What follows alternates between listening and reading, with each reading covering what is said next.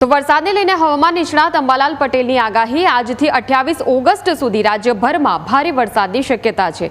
આગામી દરેકના તહેવારમાં વરસાદની શક્યતા છે। નવરાત્રીમાં ક્યાંક ખેલૈયાઓની મજા પણ વરસાદ બગાડી શકે છે। નવરાત્રીના મધ્ય ભાગમાં વરસાદ વરસશે। સામાન્ય રીતે નવરાત્રીના દિવસોમાં ગરમી અનુભવાશે।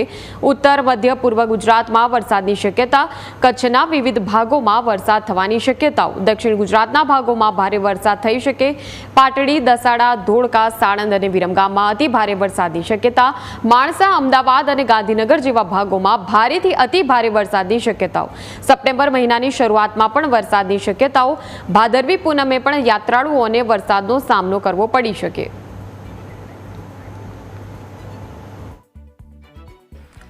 તારીખ 23 થી 26 રાજ્યના ઘણા ભાગોમાં વરસાદી ઝાપટા કે વરસાદ પડવાની શક્યતા રહે છે। ઉત્તર ગુજરાતના કેટલાક ભાગમાં ભારે વરસાદી ઝાપટા પડવાની શક્યતા રહે છે, જેમાં વિરમગામ, સાણંદ, પાટડી, દસાડા, ધોળકા, વિરમગામ, સાણંદ વગેરે ભાગોમાં વરસાદ થવાની શક્યતા રહે છે। માણસા, કલોલ વગેરે ભાગોમાં વરસાદ થવાની શક્યતા રહે છે। અમદાવાદ, ગાંધીનગરમાં પણ ભારે વરસાદ ઝાપટા આવવાની શક્યતા રહે છે। આ ઉપરાંત વડોદરાના ભાગો, આણંદના ભાગો, મહીસાગરના ભાગોમાં વરસાદ થવાની શક્યતા રહે છે। કેટલાક ભાગમાં ભારે વરસાદ ઝાપટા પડવાની શક્યતા રહે છે। દક્ષિણ ગુજરાતના ભાગોમાં પણ વરસાદ થવાની શક્યતા રહે છે। કેટલાક ભાગમાં ભારે વરસાદ ઝાપટા પડવાની શક્યતા રહે છે। 26 તારીખ પછી એક બીજી વરસાદી સિસ્ટમ સક્રિય થતાં 26 થી 28માં રાજ્યના ઘણા ભાગોમાં વરસાદ થશે। કેટલાક ભાગમાં ભારેથી અતિ ભારે વરસાદ થતાં પૂરની સ્થિતિ પણ સંભવી શકે તેમ છે।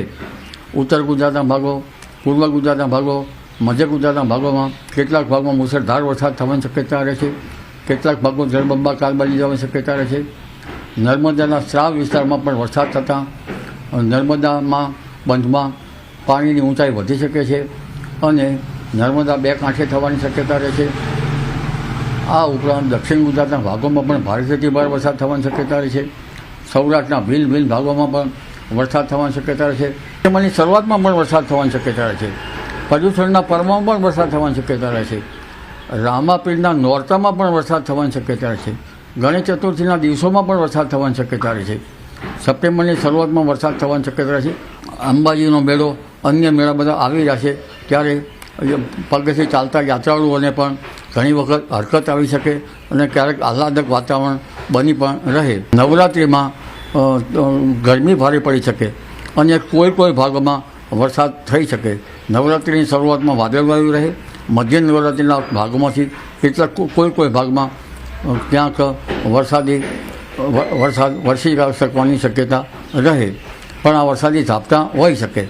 એટલે લગભગ હસ્ત નક્ષત્ર નવરાત્રિમાં આવશે, ત્યાં પહેલાં ઉત્તરા ફાલ્ગુન નક્ષત્ર આવશે।